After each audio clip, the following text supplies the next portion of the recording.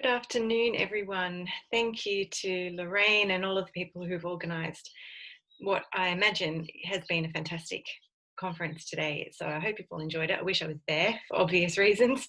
Um, Obviously, the first one being that I, would much rather be there with you in person. Secondly, I really like Perth.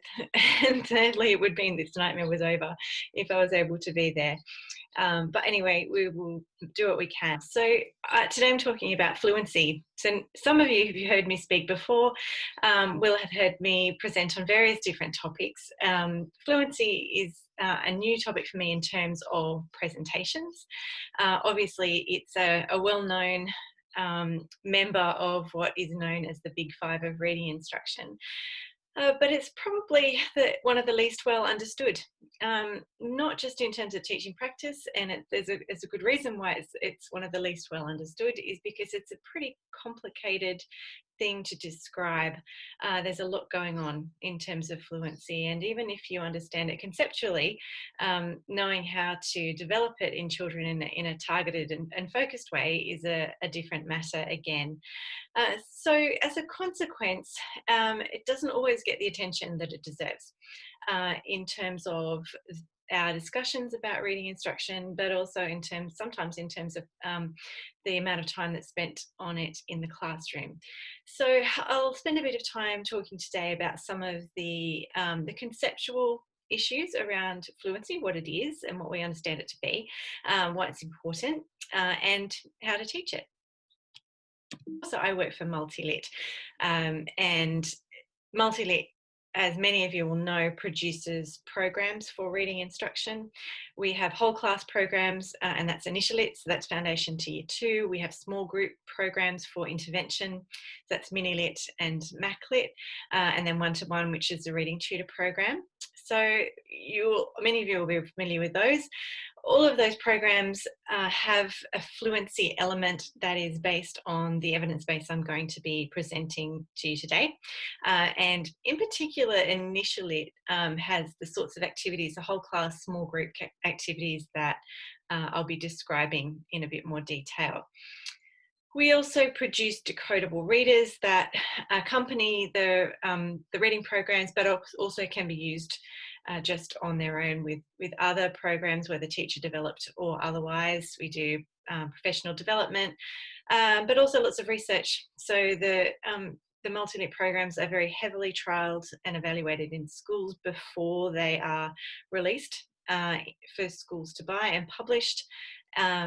We do lots of other research on more general reading skills and reading development. And we have our literacy centres, which provide special support to students who are struggling with reading, either because they have reading difficulties or they just need extra support in the classroom. Outside of the classroom. And we provide publications, in particular the Nomanus publication, which is a free quarterly publication that has lots of articles on various different reading related subjects. And we also have the 5 from 5 project. So the information I'm going to be providing to you today is all part of a brand new section of the 5 from 5 website, which I hope you're all familiar with, that has actually gone live today. So I'm going to give you an overview, a summary of what is on the website. If you want some more information, if you want the references, if you want much more detail, particularly about the reading, the fluency instruction activities, so step-by-step guidelines for those activities, you'll find them all on that website. So 5from5.com.au. So 5 from 5 is the sort of community education outreach aspect of MultiLite, where we provide lots of general information about evidence-based reading instruction that's not necessarily tied to the programs that we publish. However, of course, there's a lot of overlap because it's all developed using the same evidence base. So there will be some overlap there, but all of the stuff from 5 from 5 is free for teachers and others to use. That's what the homepage of the Fluency section of the 5 from 5 website looks like. So there's already the phonemic awareness and the phonics sections available there, and they've been up for a while. We've been gradually putting these together, and 5 from 5 changed hands from the Centre for Independent Studies over to MultiLite a year ago. So we've been gradually adding new content to that site, and so we're really delighted to be able to provide this new section. The next ones will be vocabulary and comprehension, and hopefully they won't take quite as long to bring to you. And we know what it sounds like when a child is reading fluently. Their reading sounds natural. They don't sound as though they're making a big effort to read. The words come easily to them, and they're able to think about the meaning of what they're reading, and therefore put expression, appropriate phrasing, and so on into passage reading. So that seems straightforward. We know what it sounds like, but we don't always think about all of the different factors that are going into that. So the National Literacy Learning Progression in the Australian curriculum describes fluency as how a student becomes increasingly faster, smoother, more accurate, and expressive in their reading aloud of progressively complex print texts.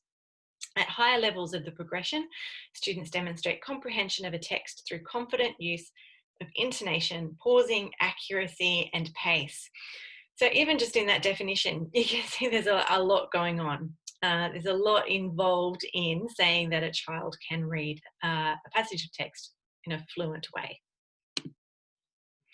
Fluency is one of those big 5 essential components of reading instruction that have been identified numerous times by hundreds of researchers over the last 20 or so years. Sometimes people add a 6th one, which is oral language, into those components of reading instruction. Obviously, if we're talking about literacy more generally, there's spelling and writing. But when we're talking about the process of actually learning to read, work out what the words on the page are, and how to put them together and comprehend text, then we are talking about these 5 things in particular. Oral language is important, but it, to my mind, fits into those 5 in various different ways. However, it is legitimate also to think about it as a somewhat separate process, or separate skill development. Keeping in mind that all of these things are linked. But in terms of teaching, sometimes it's useful to think about, how to approach these things in a focused way. Fluency has been described as the bridge to comprehension. So once children have developed the ability to read words accurately and proficiently using decoding, then how do they get from there to actually understanding what they're reading? They need to be able to read at a rate that's sufficiently fast for them to be able to remember what they're reading from one sentence to the next, but also in a sufficiently automatic way that they're able to think about what they're reading rather than trying to actually work out what the words are. So unsurprisingly, reading fluency has a very strong relationship with reading comprehension. So if you know a child's reading fluency level, and I'll talk about how to assess that later, you've got a pretty good idea of how well they can comprehend. Those 2 things are very strongly related, and that's been demonstrated multiple times in quantitative research.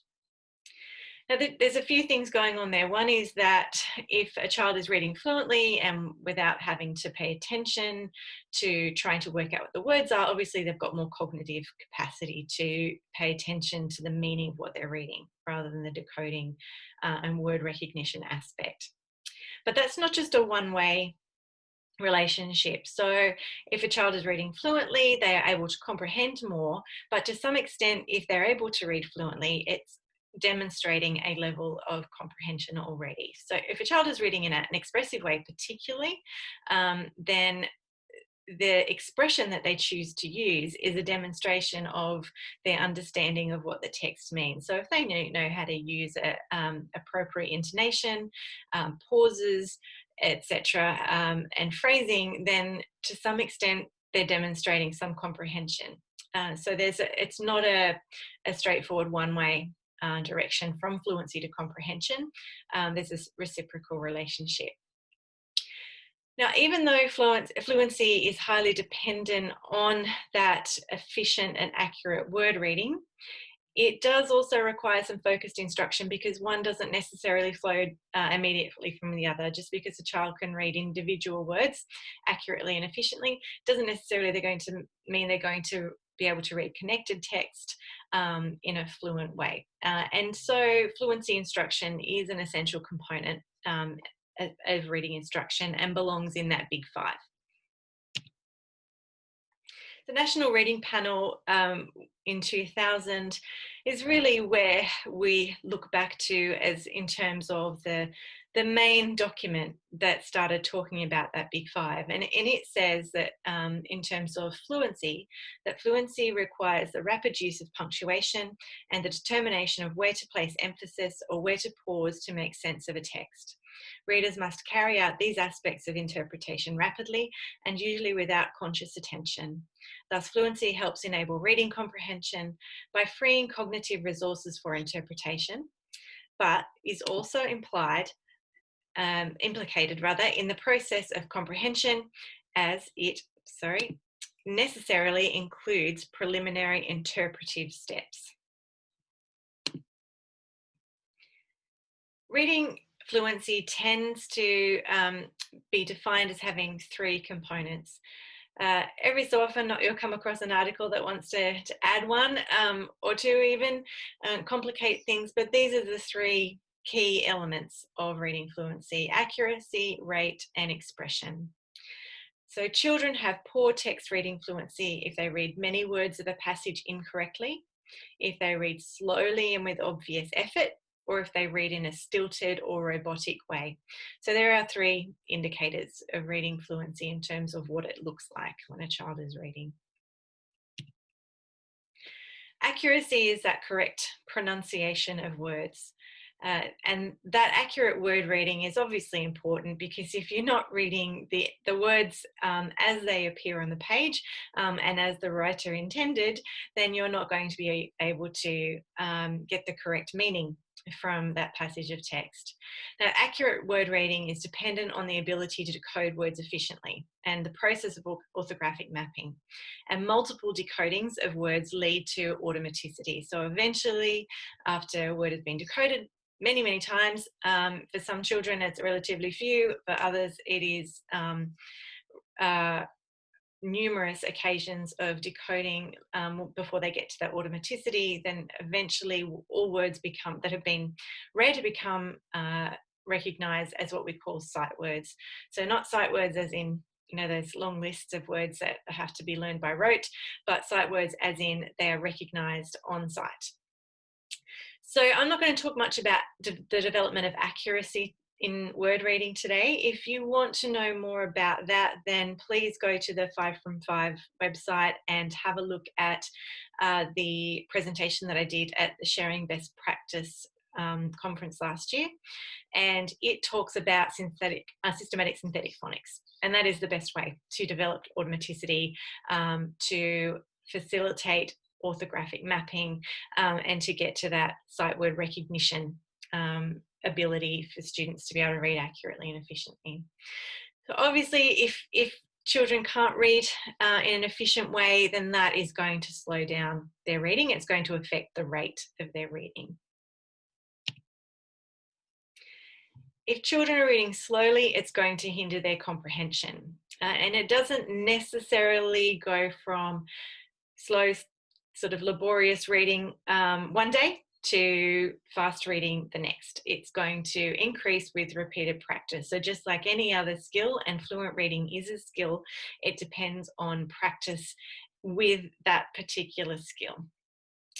And reading speed isn't just about text reading speed isn't just about singular word reading speed. So just when children can read a list of words or read a group of words quickly, that doesn't mean automatically they're going to be able to read connected text or passages of text in at an appropriate rate. So that needs development because of punctuation and phrasing and all of the extra elements that come into reading a passage of text.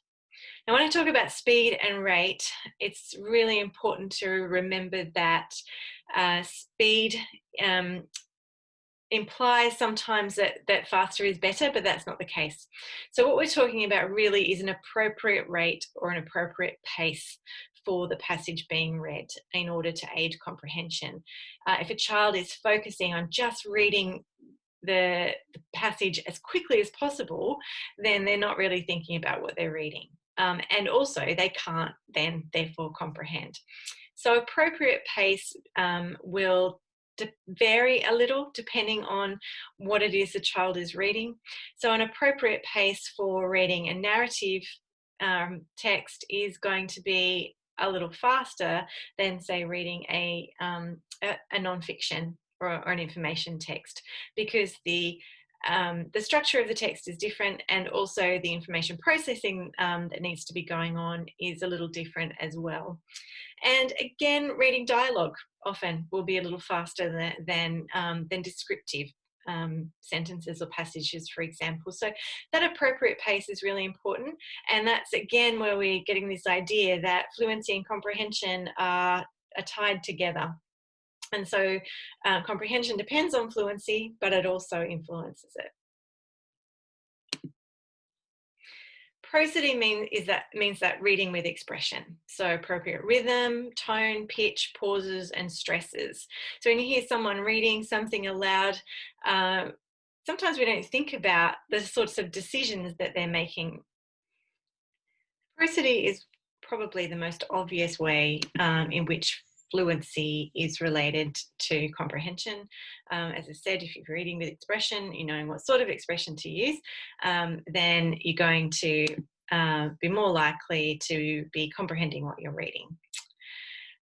Another aspect of that is that students who have good prosody in their reading aloud tend to have higher comprehension from silent reading as well. So the way that they sound when they're reading aloud is somewhat of an indicator of the way that they sound when they're reading to themselves. And so those two things also have a relationship. How do we make sure that students in our classrooms develop fluency? Well, as again, I noted earlier, it's through practice, and it's through practice in reading fluency, not in other things that are unrelated. So as with all other aspects of reading instruction, the best way to teach someone to do something, or a particular part of reading instruction, or any other skill they want to learn, is to practice and learn and teach in a focused way that actual skill that they need to know and need to develop. The effective fluency instruction should consider all of those three components that I mentioned. Each of them need to be in place. Accuracy is best addressed through systematic and explicit phonics instruction, and ideally synthetic phonics. There aren't any shortcuts to reading accuracy. That is the best way to do it. When you're addressing rate and prosody in terms of fluency development, then we are looking at approaches that encourage that automaticity in reading, and also the prosody, and to do that through explicit instruction techniques. And so the same sorts of things that we think about in terms of explicit instruction in any other kind of aspect of reading or any other content that is being learned. Modeling, the guided practice with feedback, and the independent practice. So those are all things that you'd be familiar with if you're familiar with explicit instruction in general.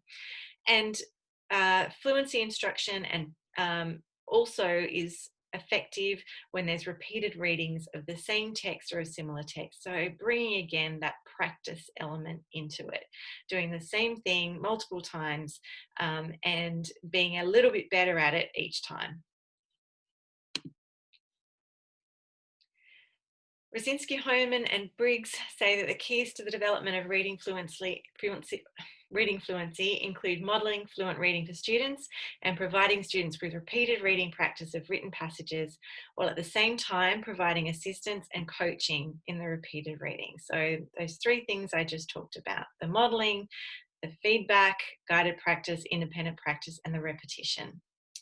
So some of the teaching activities that have good, well, not some of, all of them, all of the ones that have good evidence of effectiveness are repeated reading, varied practice, choral reading, echo reading, paired and partner reading, reader's theatre, and audio assisted reading.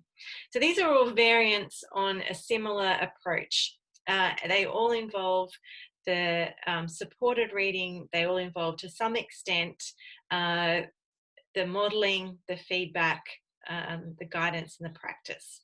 So I'm going to go through each of them one by one and describe them.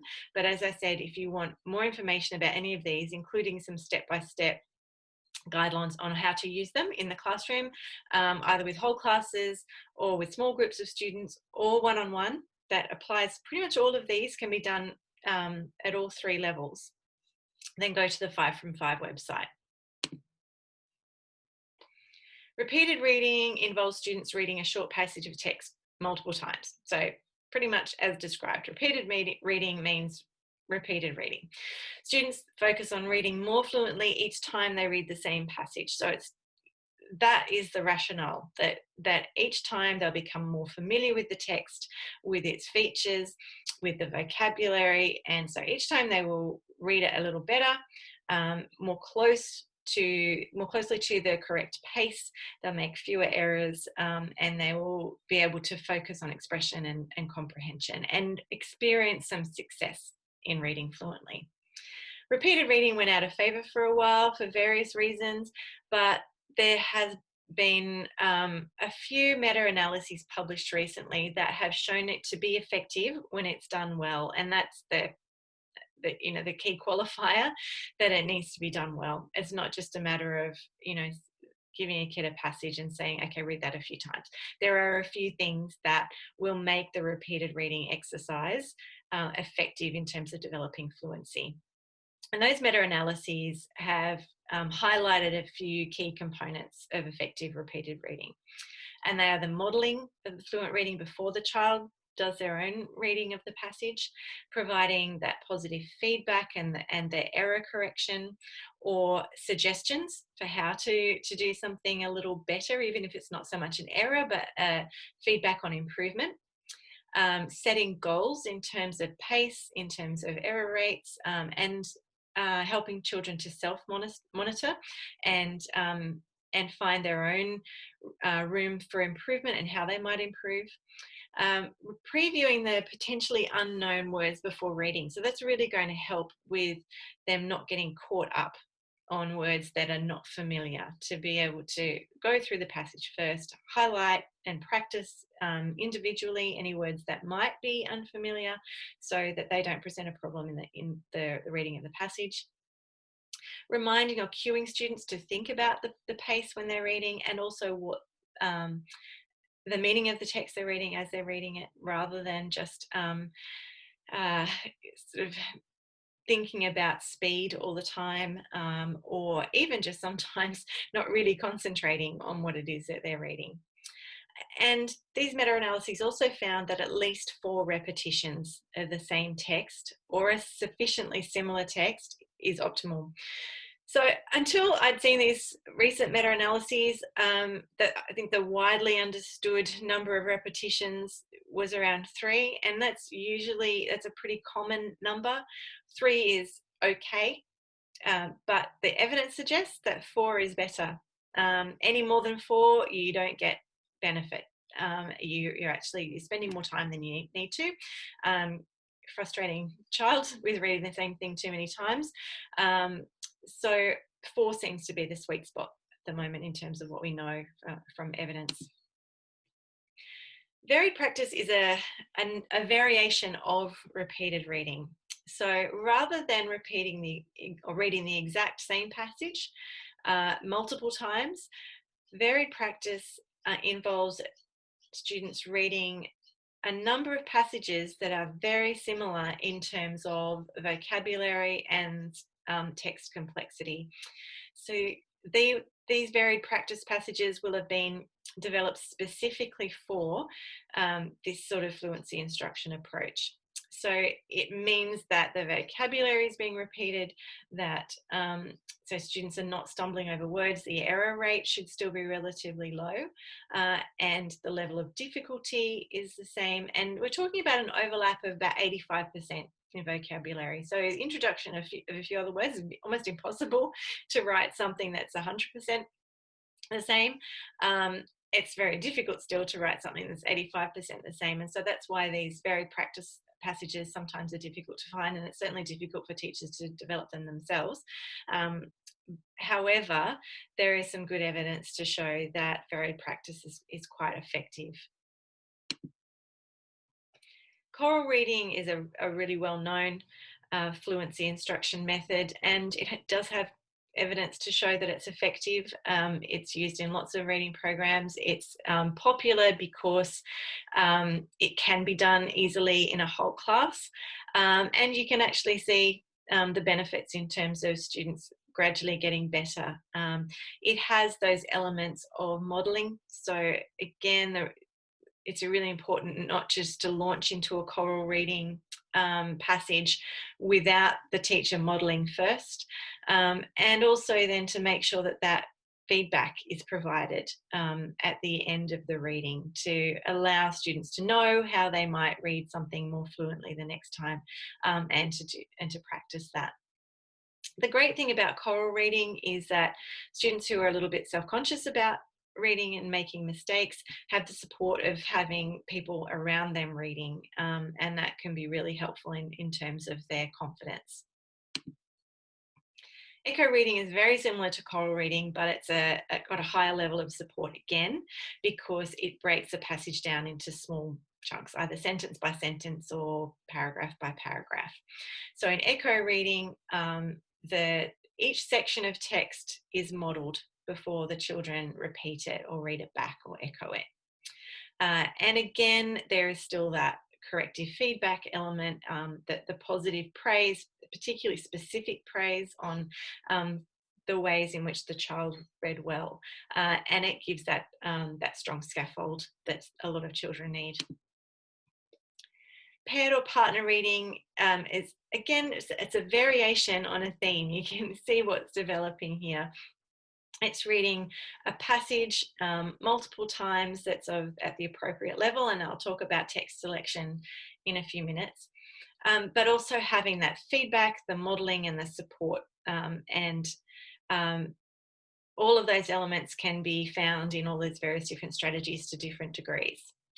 So when you're partnering students, you can put a more fluent reader with a less fluent reader, so that feedback element is there, the modelling is there for the less fluent reader, or put students together at the same level, and they can reread something that has been modelled for them. So again, that guidance is really important. If you haven't got a fluent reader in that pair that can provide that modelling and guidance to their partner, then that modelling and guidance needs to be front-loaded for both of them.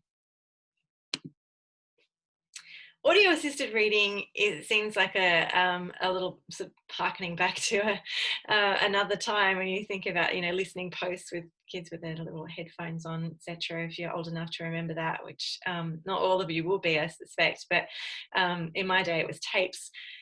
But it does have its purpose. It's not as good as working with an adult.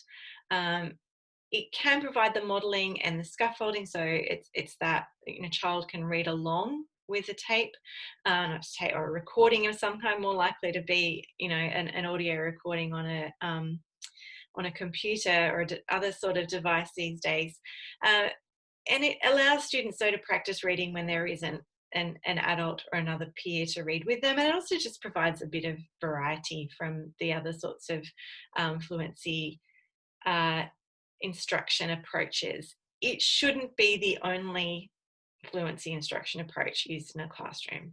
It's it's something that can be used, but it's not the best one. The other ones that I have described are better, but it's not it's not a waste of time for students to be doing this if there isn't another way to work on their fluency on that particular day, or, as I said, just to provide some variety. Readers' theatre is a really fun way to develop reading fluency, as this involves students reading together as a group, a script, or a story that has been made into a script, or can be read in that way. So each child has a different part they've been assigned, and they practice that part. The idea is not that they need to memorize the lines, but that they read them a sufficient number of times in order for them to become fluent, to be able to read them in an expressive and an interesting way. Reader Theatre provides all of that that scaffolding and support. And again, you would be wanting to do the modeling and feedback and practice. But the other element of it that provides some enjoyment and some motivation is if they perform the script that they have been practicing in front of their classmates. And that can be a really great way of getting some confidence and just that motivation for reading the same thing multiple times and getting better at it if they know that they'll be performing it for their peers, their friends. The choice of texts for fluency instruction is really important. And again, this information is in more detail on the 5 from 5 website. And I really do encourage you to have a look at this when you're deciding what sort of text to use for fluency instruction. So there's a few things to keep in mind. The level of the text is important because you want there to be a low error rate. You don't want kids to be thinking or stumbling across words that are, or lots of words that are unfamiliar in the text they're reading, because the idea is not to be thinking about decoding, it's to be thinking about reading fluently, expressively. For beginning readers, though, who are still working on decoding and developing that orthographic mapping and the automaticity, then we would recommend that decodable is still the best choice at that level. So we're talking about, at that point, beginning readers in Foundation and Year 1. If they are still very much developing their word reading skills, then you might want to even take a step back from connected text and develop fluency and automaticity through things like letter sound and word sprints, and really focusing on the grapheme phoneme level and on the word level and decoding level. So that side of things really needs to be worked on carefully before leaping into the passage reading, because the level of text and the error rate in terms of words is really important. For kids who have good decoding ability, and typically that's around about Year 2, sometimes earlier, but they're starting to read connected text with high frequency, trickier words as well as their decodable words, then you can use any passage, poem or play that meets the criteria for a fluency text. And see, these are some of the other things to bear in mind. So vocabulary is a factor. Even if words are decodable, if they are long words, multisyllabic, if they're words they're unlikely to be familiar with, then that's going to trip them up and complicate the fluency exercise and add a further layer that's going to make it difficult to focus on the skill that they're working on, which is the fluency. Thinking about the complexity of the grammar and the sentence structure. So we know ourselves that there are some things that are much more enjoyable to read aloud than others. Sentences that have lots of clauses and subclauses, texts that have parentheses and you're not sure, how to fit that into the sentence, that they're not really enjoyable to read aloud. So a mixture of short and long sentences, but nothing that's going to be super complicated and interfere with the fluency process. Dialogue is really something to look out for, because particularly, if kids have been alerted to the way to use the punctuation that's associated with dialogue, because that's some content that's really important for them to know, that reading something with dialogue or from a first person perspective that is quite personal, then that becomes much more of an opportunity to be expressive in reading. Consider the length. So if we're wanting to read something multiple times within a fluency session, then you don't want something that takes 10 minutes to read, because you don't want to be reading a 10-minute text 4 times. So that's something to bear in mind. A couple of minutes length in terms of the passage. So you can read a 2-minute passage 4 times in 15 minutes or so. Poems and plays are really fun for fluency instruction because they just give that bit of variety in terms of structure, and there's some playfulness with language in poems and plays that you don't find in other forms of text. So mix it up. I mean, these are criteria to keep in mind, but there are lots of different sorts of texts out there that can make fluency instruction enjoyable and effective. How do we assess fluency? How do we know if our fluency instruction has been effective and if children are reading in a fluent way that is going to be able to lead them across that bridge to comprehension? So these oral reading fluency rates are estimates of what has been found to be an appropriate or a reasonable pace for children to be able to comprehend what they're reading. And obviously, as that rate or the target rate gets higher as children progress through school. So these oral reading fluency rates are based on accuracy and on speed, essentially.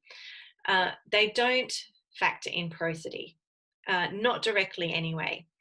However, you'll find that children who are demonstrating prosody in their reading tend to have a better rate of reading because they're able to phrase the sentences in a way that makes it easier to read in a fluent way. And so that prosody element is not entirely separate from rate, but it's not something that we think it's useful to measure independently. Studies that have looked at prosody measures have found that they can be useful in terms of teacher judgment, and there are rubrics to help teachers gauge the level of prosody that children are achieving. And again, that's on that 5 from 5 website. You can find it there. But evidence suggests that it doesn't actually add anything to what we know about an appropriate reading level in terms of how that then relates to comprehension. So it takes a lot longer to assess prosody, but it doesn't really add a lot to the measure itself.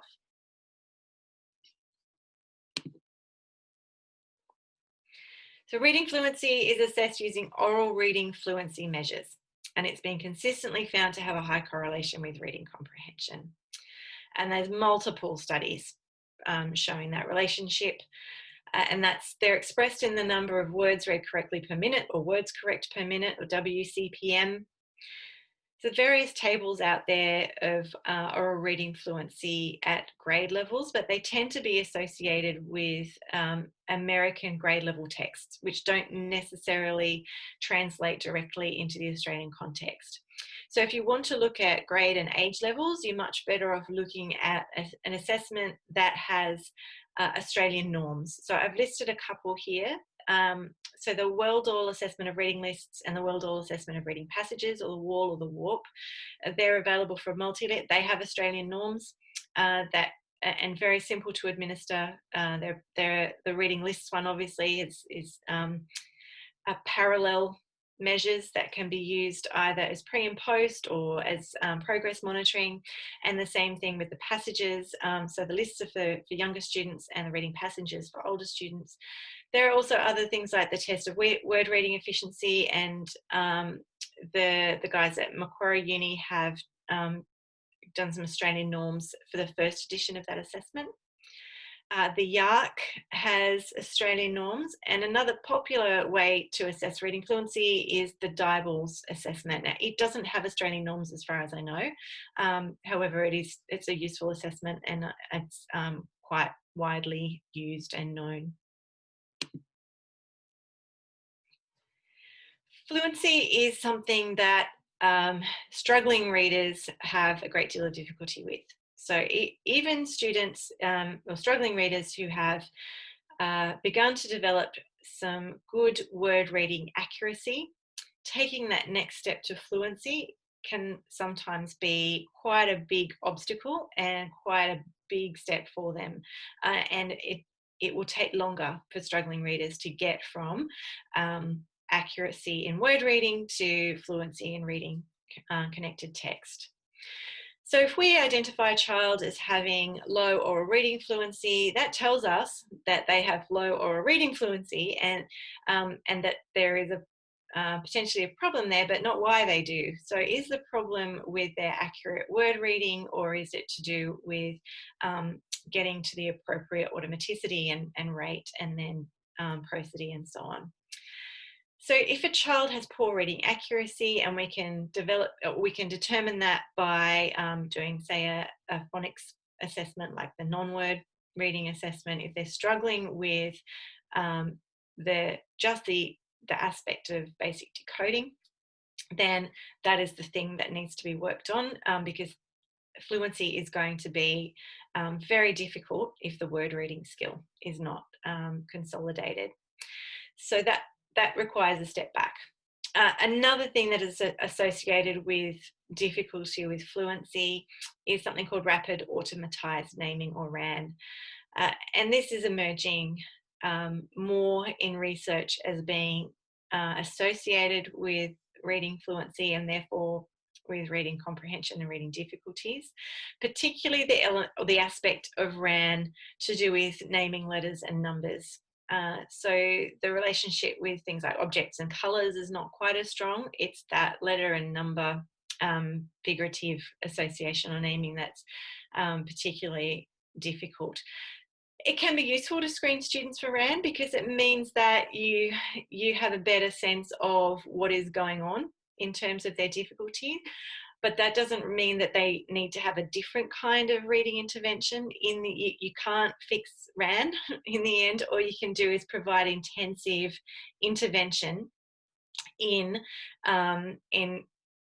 word reading and in fluency practice in particular. So it doesn't change the sort of support that children need. It just gives you an indicator, and particularly if you do an early screening for RAN, it can help you to intervene earlier than you might do otherwise, before those difficulties start to show up sometimes in terms of word reading and the development with or in comparison to their peers.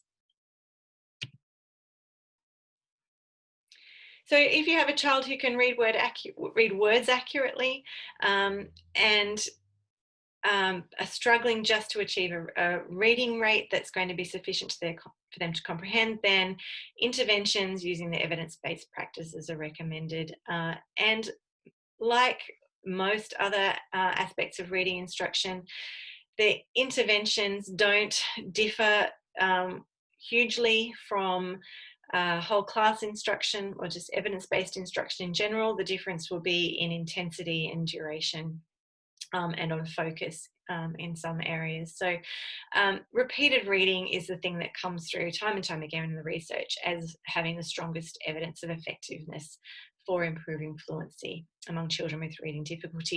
So that thing we know and love, repeated reading, is effective at the whole class level, but it's also really effective for students who are struggling in a small group and one-on-one intensive intervention level as well. So it's the same technique, only the group size is different. These are some further readings. So the articles here can all be found online. I think all of those, and I've tried to do this wherever possible, is to find articles that are open access. And there are a lot of open access articles online these days through things like ResearchGate and other sorts of platforms where researchers have made either the published copy, if they have the copyright, or a manuscript version of these really great studies available for you to just search for the title and download. And there are links to these on the 5 from 5 website. I also commend to you the latest issue of the Learning Difficulties Australia Bulletin. It is a special issue on fluency, and there's lots of great information in there. Thanks for listening. I hope you will look at the new section of the 5 from 5 website and that it will be useful to you.